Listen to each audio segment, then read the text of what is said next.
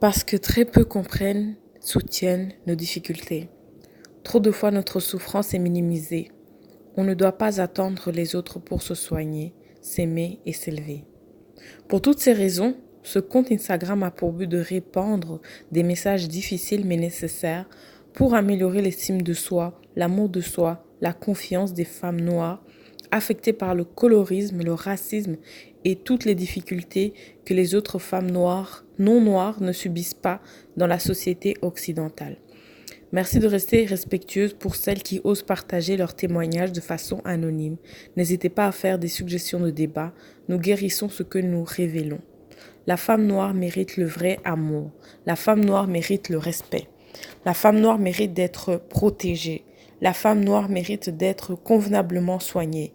La femme noire a le droit de dire non aux choses que des membres de sa famille lui imposent. La femme noire n'est pas sauvage, agressive, mal éduquée, fâchée, aigrie, avare, un symbole sexuel, destinée à faire 8 enfants et s'oublier, constamment forte, un être qui doit accepter tous les coups bas de son petit ami. Voilà, c'est un nouveau compte que je viens de créer.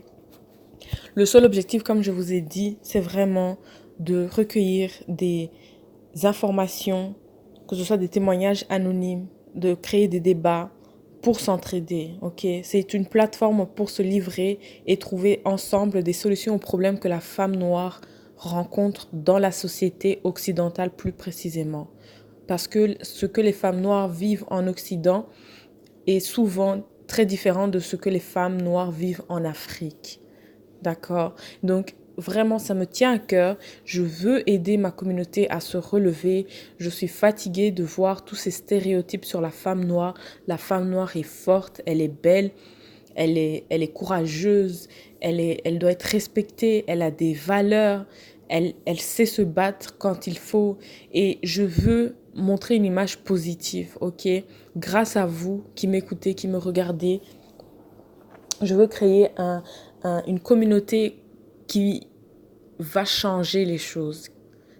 C'est fini de se plaindre, c'est fini de dire voilà on est victimisé, voilà comment on nous traite à l'école, voilà comment on nous traite au travail, voilà comment maintenant c'est l'heure de trouver des solutions.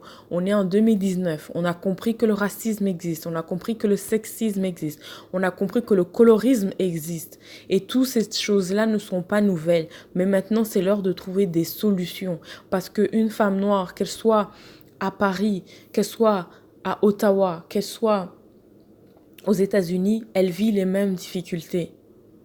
Ok? Moi, personnellement, j'ai pas envie de révéler qui je suis parce que je ne veux pas que ce compte soit autour de ma personne. Je veux qu'il soit autour des femmes noires. J'ai vécu en Afrique, j'ai vécu en Europe, j'ai vécu au Canada.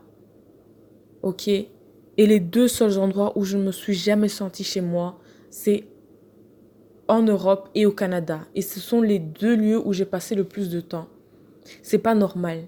Parce que je me suis adaptée. J'ai appris le français, j'ai appris l'anglais, j'ai appris d'autres langues, dépendamment des pays dans lesquels j'étais.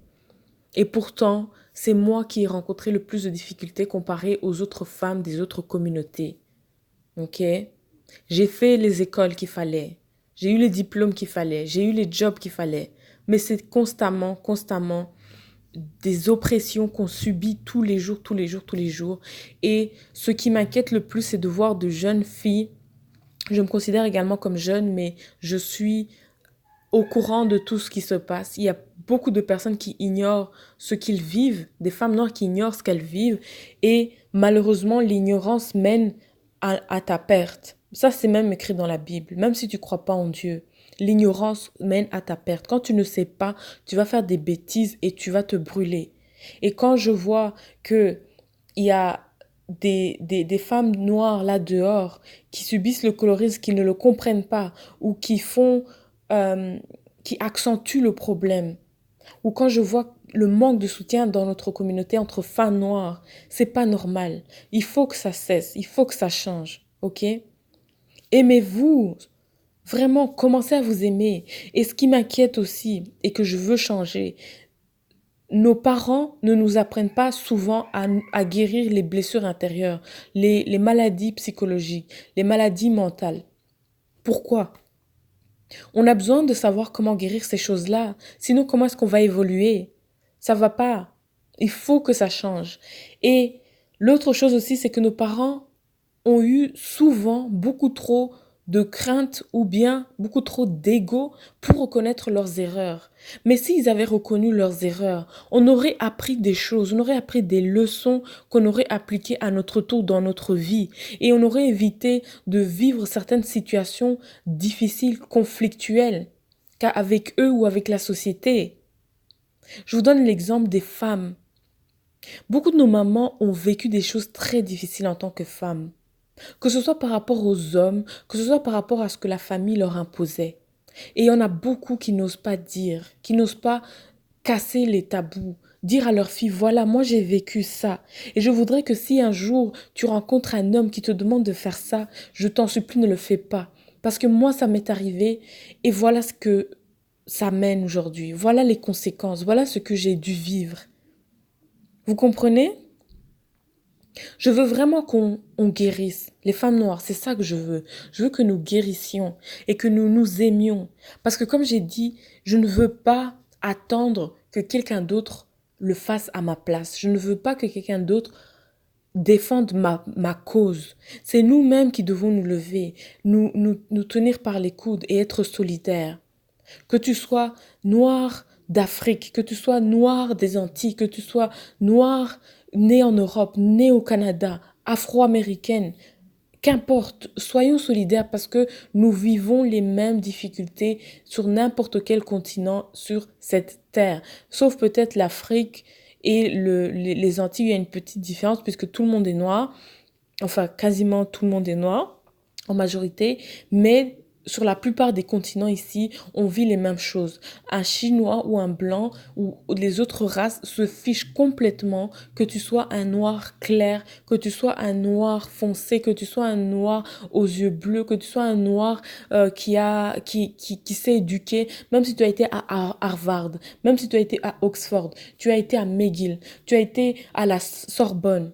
On s'en fout, tu restes noir, tu es traité toujours d'une certaine manière comparé aux autres communautés. Donc, s'il vous plaît, je veux créer une communauté solidaire, une communauté de confiance, une communauté où on va se livrer, on va dire c'est quoi les problèmes qu'on rencontre au quotidien avec le travail, avec les amis, avec les amours, avec la famille, avec la culture, avec tout ce qu'on vit tous les jours, toutes les choses avec lesquelles on rentre en contact, c'est quoi les problèmes et quelles sont les solutions. Vous, qu'est-ce que vous faites pour régler vos problèmes que vous rencontrez, les problèmes psychologiques, les problèmes de famille, relationnels, etc.